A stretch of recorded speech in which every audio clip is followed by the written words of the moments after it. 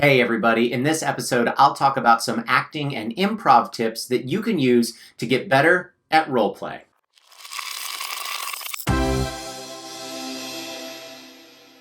TTRPGs, tabletop role-playing games. It's right there in the title, becoming and immersing yourself in this fantastical character for a few hours every week or every couple weeks or every couple of months, or whenever you can get together. But sometimes roleplay can be one of the more difficult parts of the game, especially for new folks. So, what are some things that I can suggest from my world as an actor for film and television and the stage that you can use, even if you're not an actor, to get better and have a lot more fun with roleplay? The first concept I want to talk about comes from improv or improvisation, and it's the idea of yes and.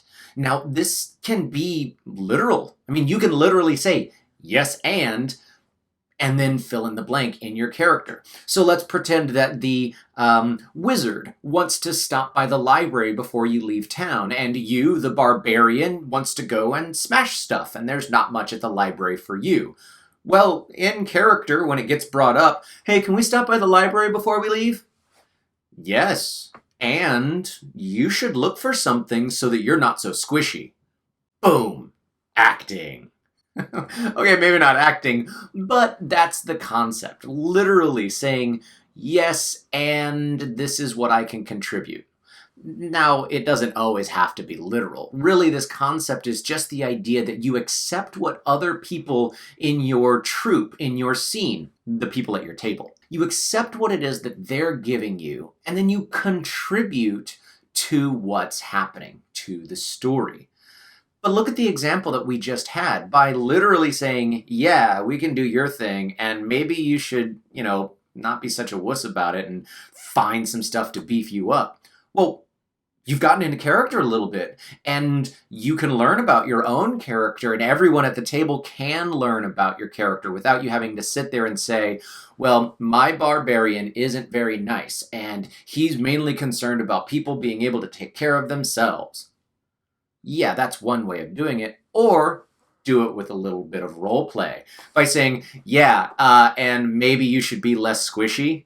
We've learned all those things. We learned that the barbarian understands everyone should be able to take care of themselves in a fight. We've learned that the barbarian is willing to say, well, I don't need to go to the library, but you do, and we're a part of a team. We've learned that that barbarian isn't very nice sometimes. So we're starting to see character traits and things come out through your choices through the role play. But like I said, it doesn't have to be literal. You just accept whatever it is that's happening and then you contribute.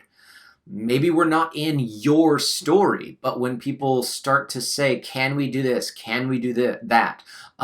What about taking this other job? By accepting whatever gets thrown your way and then contribute to it, it's a little bit easier to get into the moment and get into the scene, the role play aspect of what it is that's happening. It also, I think, yes and, is a very important thing to keep in mind when the dice don't go your way.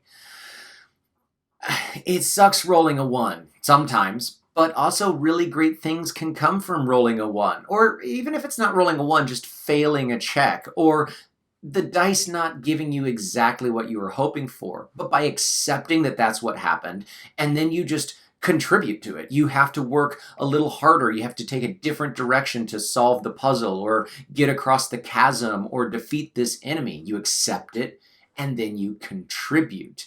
And this is a really great way that we can avoid the whole thing of saying, I attack for 10 points of damage.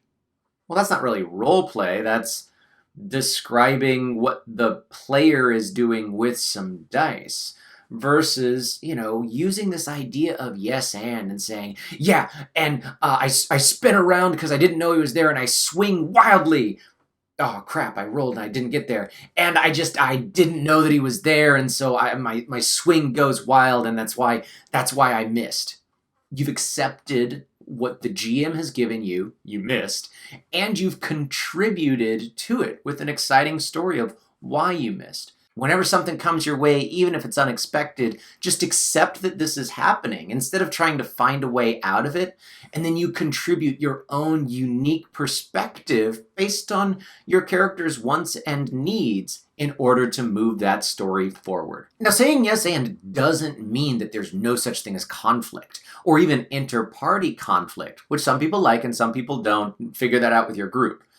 Yes and doesn't get rid of conflict. It just gives you another way of approaching the scene, approaching what it is that's going on, and having it unfold. So try it out. Another thing that you can use from the world of acting that might help with your role play is have a voice.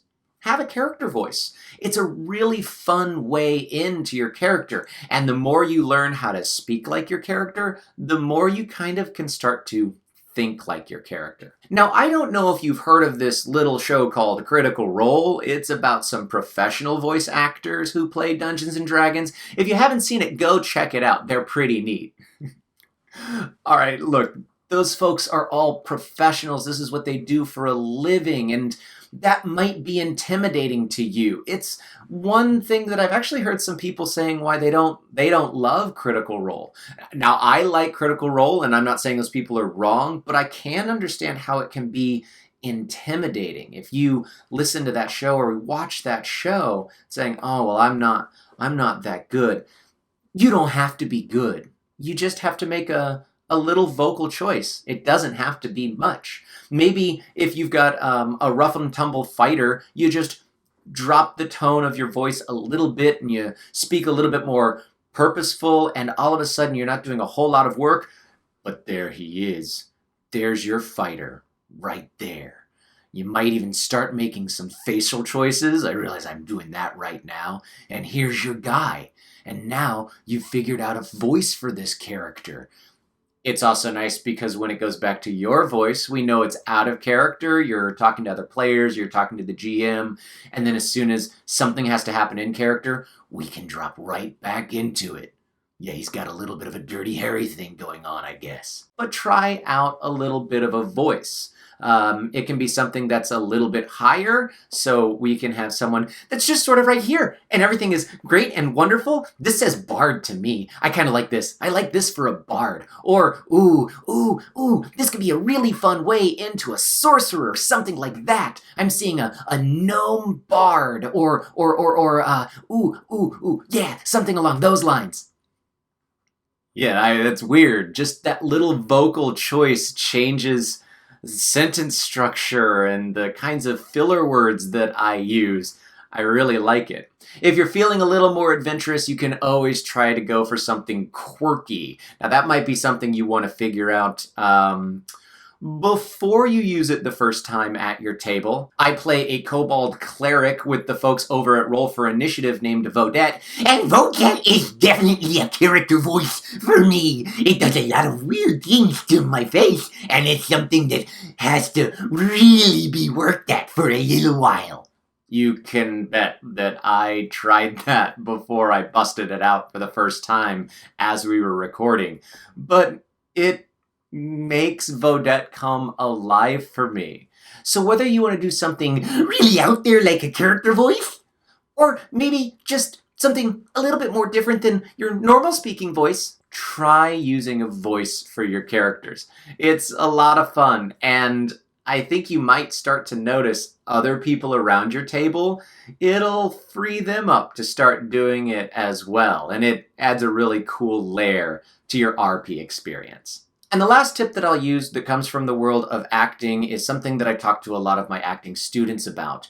Don't talk about stuff, do stuff. So we're all sitting around the table. We're narrating everything. So of course we're talking about it. But talking about what happens, right?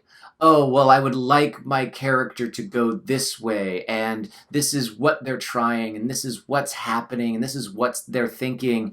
You know, that's fine, but you're explaining the intent behind what it is that's going on. And sometimes I've noticed some players use that as a way to try to get advantage because they've described something, or they want to use a different skill than what they think the DM or GM is going to tell them to do. And I mean, I'm all for being creative, come up with the most creative ways possible, but I'd encourage you to use just the idea of tell me what is being done, what happens, all right? And say I instead of they.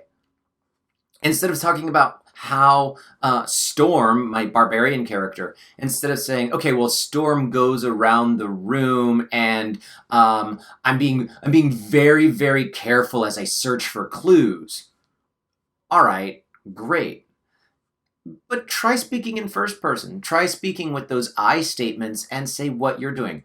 All right, I walk around and I open all of the drawers and I double check the back of the drawers to make sure that there's not a false drawer. And I'll definitely rip things off of the cabinets and toss them on the ground, and I start looking through those things. Well, now I'm painting a picture. You're able to sort of use the theater of the mind to see all of those sorts of things.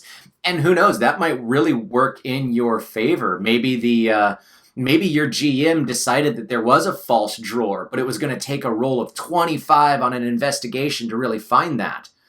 But the fact that I narrated that that's specifically what I'm doing, just because I'm telling you what I'm doing and I'm trying to add flavor, well, who knows? Now, instead of asking for an investigation check and having this really high difficulty, maybe the DM says, all right, roll an investigation check. And because I said it specifically, they've dropped the DC down to a 20 or a 15, something a lot easier to find. All because I'm using the idea of tell me what I'm doing. Don't talk about the character in this sort of third-person omniscient way. Really allow yourself to use I statements and talk about the actions that you take. So there you go. 3 quick, easy tips. Voices, I statements, describe the action, and yes and. 3 little things from the world of acting to help you out with your role play sitting around the table. So what are some things that you think help out with RP, especially for new folks or people that struggle with that? What are some of the tips and tricks that you like to know? Let me know in the comments down below and we can have that conversation. Thanks to everybody who likes, shares, and subscribes, especially those of you that subscribe. We put stuff out every Tuesday and Thursday, but if you subscribe and hit the notification bell, you'll get notified. Well, yeah, that's in the name. As soon as we have something out, and sometimes we do put out some special content. A big thanks to all of our patrons, and especially to Joan. If you want to support our channel, you can head over to our Patreon page and check out the different perks of being a patron. So until next time, I'm Ryan, and this is Roll for Initiative. Bye.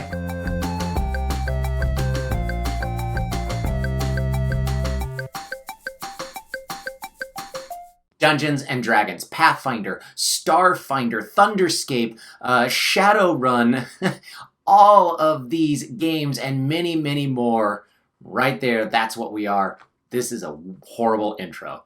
Blah, blah, blah, blah. I should know what I'm going to say.